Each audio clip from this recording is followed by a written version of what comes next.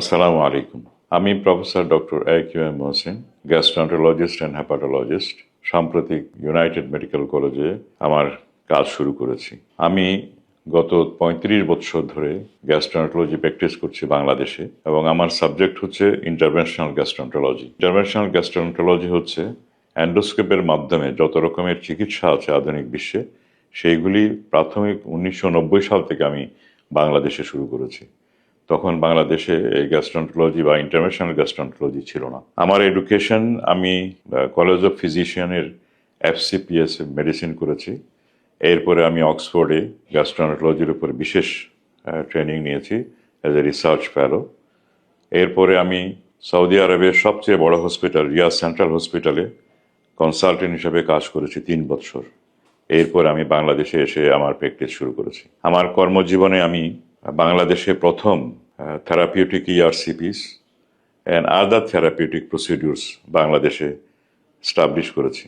আজকে যারা gastroenterology interventional practice করছে তারা বেশিরভাগই আমার ছাত্র, এবং তাদের ছাত্ররাই এখন বাংলাদেশে গ্যাস্ট্রোন্টোলজি, বিশেষ করে থেরাপিউটিক এন্ডোস্কোপি প্র্যাকটিস করছে। এই হাসপাতালে আসার প্রধান উদ্দেশ্য হচ্ছে বাংলাদেশে গ্যাস্ট্রন্টোলজিতে যেসব প্রসিডিউরস বা যেসব চিকিৎসা বা ইনভেস্টিগেশন হতো না, সেইগুলির সমন্বয় করার জন্য আমি বিশেষ করে এখানে এসেছি।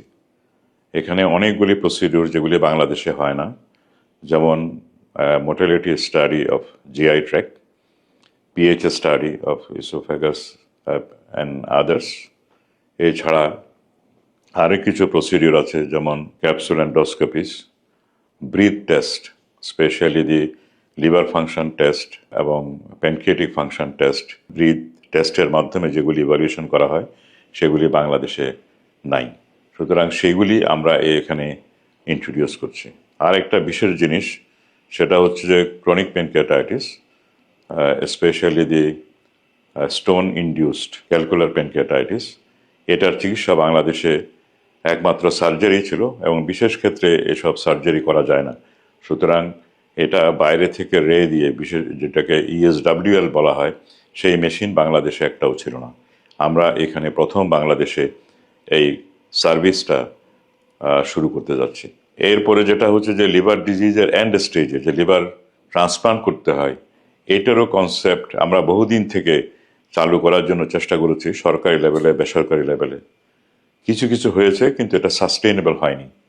সুতরাং এই সাস্টেইনেবিলিটি আনার জন্য ইউনাইটেড হেলথ কেয়ার, এবং তারা আমাদেরকে এই আশ্বাস দিয়েছে যে তারা বাংলাদেশে এই liver transplantation and other service যেগুলি বললাম সেগুলি সাস্টেইনেবল ওয়েতে বাংলাদেশে চালু রাখবে।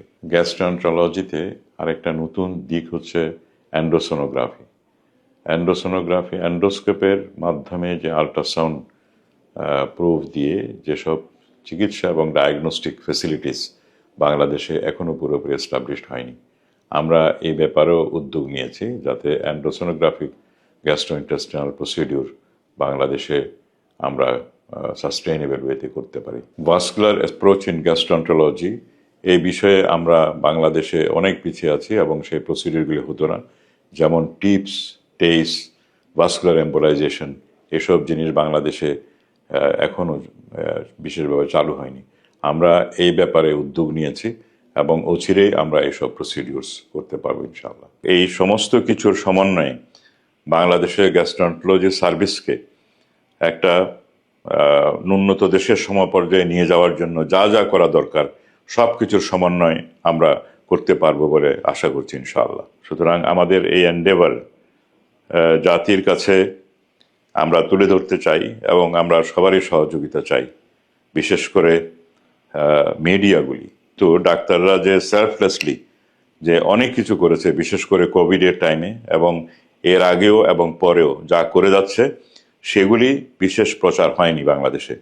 সুতরাং আপনারা যারা মিডিয়াতে আছেন, তাদের কাজ হচ্ছে শুধু সমালোচনা নয়, যেসব জিনিস বাংলাদেশে হচ্ছে এবং ডাক্তাররা যে নিরলস এবং সেলফলেস ওয়েতে এখানে সার্ভিস দিয়ে যাচ্ছে, সেটারও তুলে ধরা উচিত জাতির সামনে।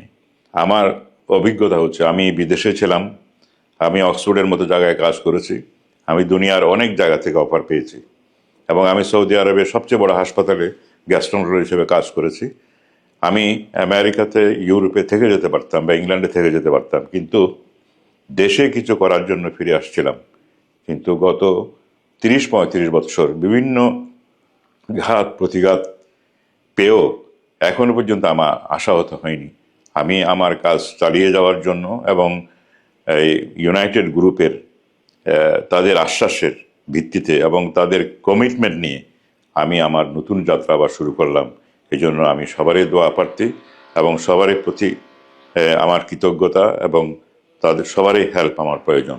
আল্লাহ হাফেজ।